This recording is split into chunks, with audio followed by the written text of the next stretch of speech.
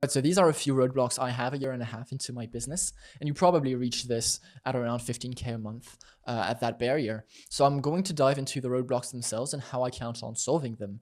But I'll also dive into, for the ones that are a bit newer, I'll also dive into the roadblocks I had starting out that led me to this point. So going straight in, the first thing I'm having trouble with, and I've solved it a bit now, is productizing success. Sorry.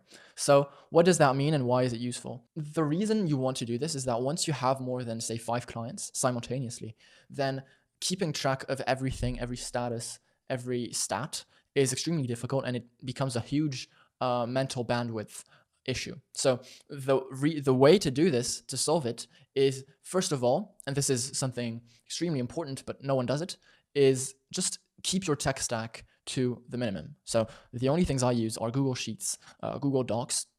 That is 99% of my stuff. And I use NA10 to automate a bunch of stuff, okay? That is my tech stack. There's nothing else. There's no ClickUp dashboard. There's no make fancy automations, blah, blah, blah. Honestly, it's those three, okay?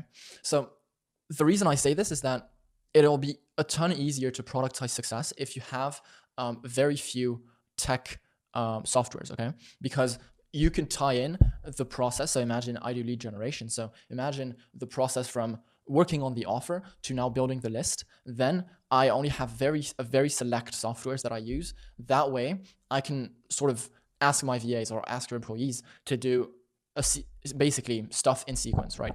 So that is the first thing if you want to productize success. If you want to, get over 15K, sorry, you have to productize success. Now, the second thing, which is really important, is actually having recurring revenue and not just having one-offs.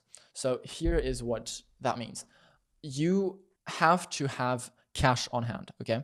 That is the only money you can count on. So if you had to choose between say a 3-month 3K retainer or a 9K upfront fee, which is cash collected, then I would rather choose the latter option, so the 9K straight up, simply because that gives you cash collected immediately, and there is no risk of your client churning in between.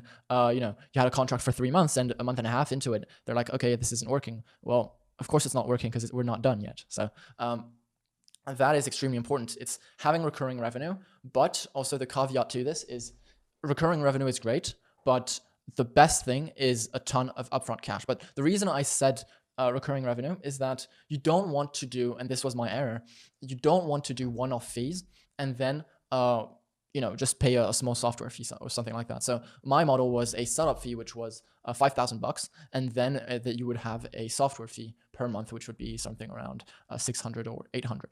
Okay, and the problem with that is your first month, it's going to be great, right? You're going to have 5K instantly.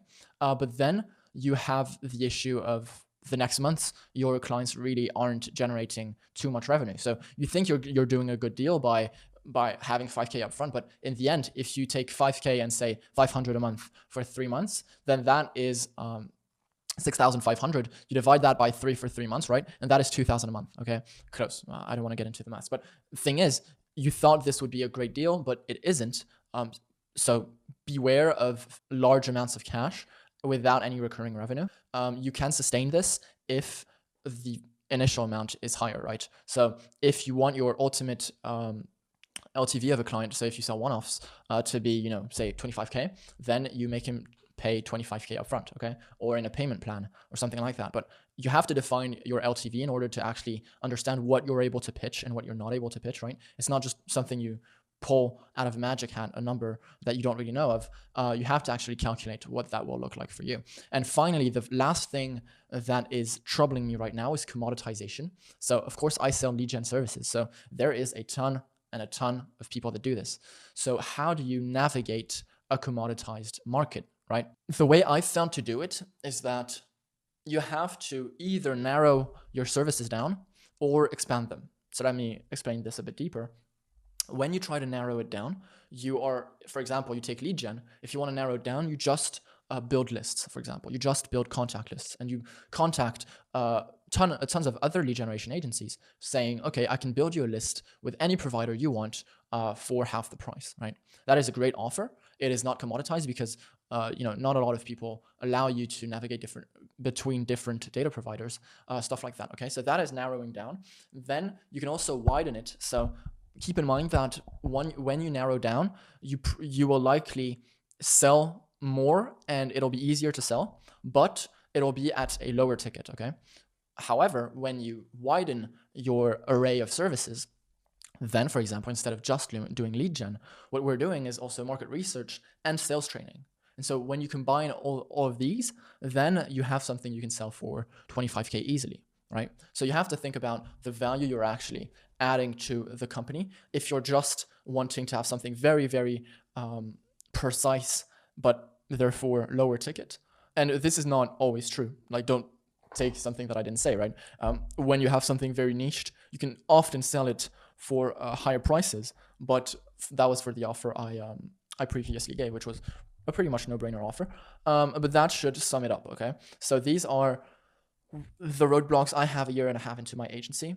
The other roadblocks I had so in between now and then, it was really just sales and lead generation for myself. So you have to figure out how to have a predictable lead gen system. And even though cold emails might work with a ton of different industries, lead generation, cold email for cold email agencies doesn't work that well, funnily enough. And it's not because you don't know how to do it and everything. It's simply that sometimes your offer is way too commoditized and there is way too much competition that you're just fighting a losing battle. And then it's better to diversify into, doing paid ads, LinkedIn outreach, stuff like that. So I hope that's useful, insightful. And if you liked it, press like, subscribe. And yeah.